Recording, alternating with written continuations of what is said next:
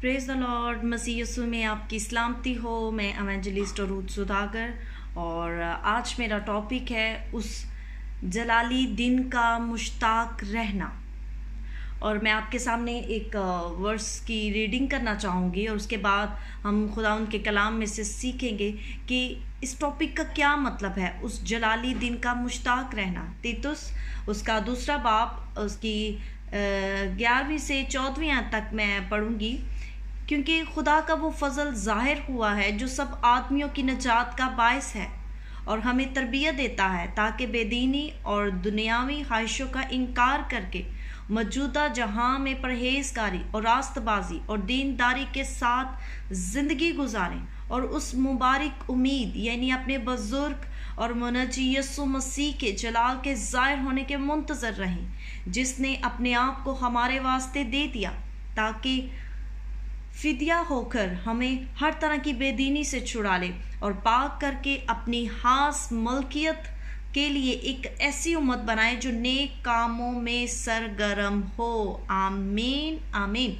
जिस लम्हे एक शख्स मसीह खुदाउन पर ईमान लाता है तो वो खुदा के खानदान में शामिल हो जाता है और खुदा उस नए सिरे से पैदा हुए शख्स से रूहानी तरक्की का तकाजा करता है। और उसकी रूहानी तरक्की का सबब क्या बनता है? उसकी रूहानी तरक्की का सबब खुदा का कलाम बनता है। उसकी रूहानी तरक्की उस वक्त ही होती है जब वो खालिस तलीम क्या है? खालिस तलीम हम खुदा के कलाम से ले सकते हैं। तो खालिस तलीम ही के वसीला से, खुदा के कलाम ही के वसीला से उसकी रूहानी तरक्की होती है।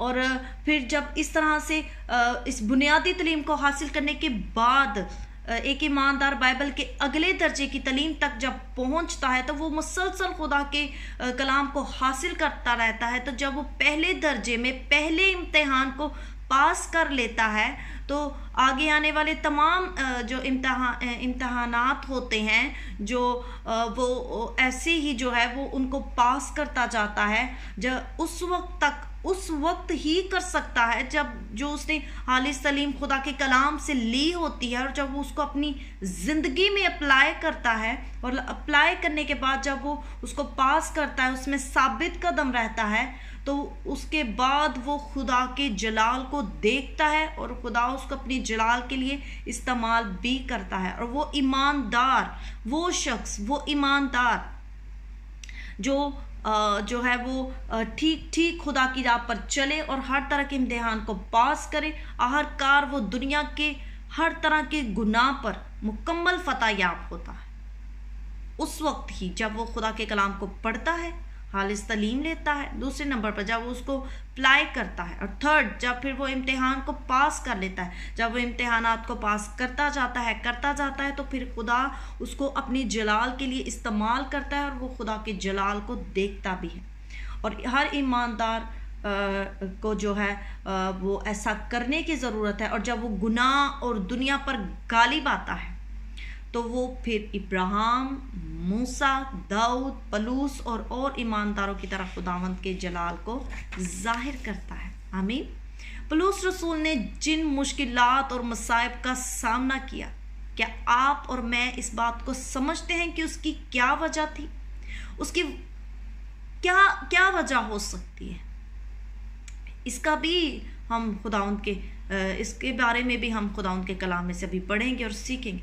कई बार उसे कोड़े लगे और वो संसार किया गया, मारा कूटा गया, समुंदर में डूबा और उसको बैंत लगे, कोड़े लगे, ईमानदारों और गैर ईमानदारों के बायस सताया गया।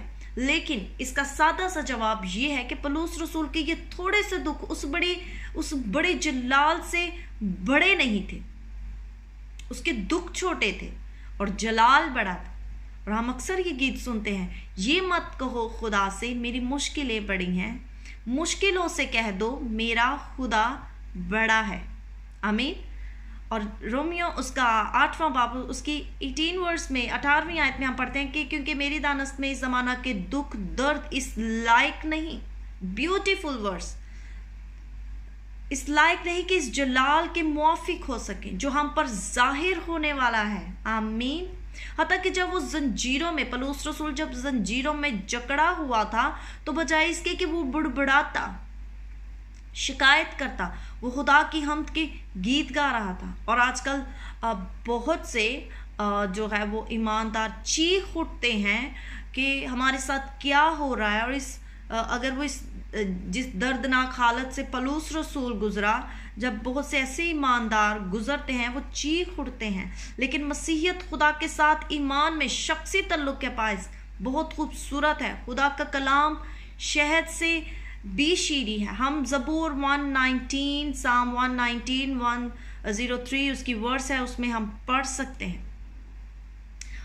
और वो जानता था, जो पीछे मैंने वर्स पढ़ी कि लिखा है कि पलूस के ये थोड़े से दुख उस बड़े जलाल से बड़े नहीं थे, इसलिए वो बर्दाश्त करता जा रहा था।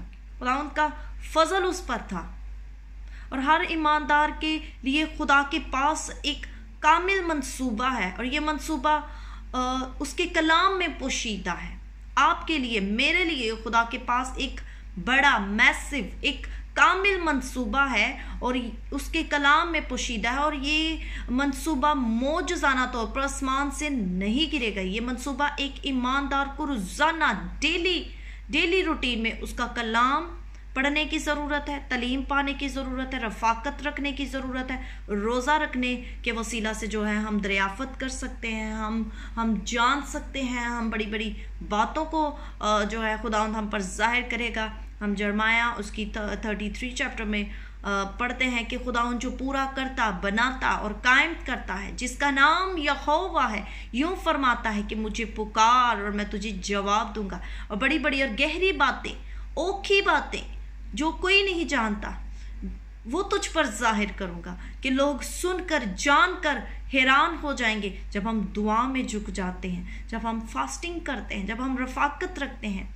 सरगर्म रहते हैं, उसके कलाम को पढ़ते हैं, तो उस वक्त ही हमारी रूहानी तरक्की होती है। हमें उस दिन जो है जो मेरा टॉपिक है कि उस जलाली दिन का मुश्ताक रहना, उस जलाली दिन के लिए हमें अपने आप को तैयार करना है, अपनी पर्सनैलिटी पर वर्क करना है। और खुदावंद हमें वक्त देता है, क्योंकि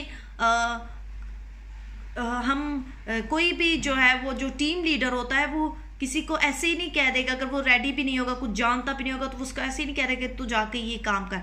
जितनी देर तक टीम लीडर जानता है कि कौन सा शख्स जो है, कौन सा बंदी, कौन सी बंदी, कौन सा बंदा जो है वो इस वक्त खेलने के काबिल है और इसके पास ज़्यादा नॉलेज है, ये क्या कर सकता है, ये यानी कि वो जानता है, वो सब कुछ जानता है। इसी तरह खुदावंद भी जो है वो हमें तैयार करता है।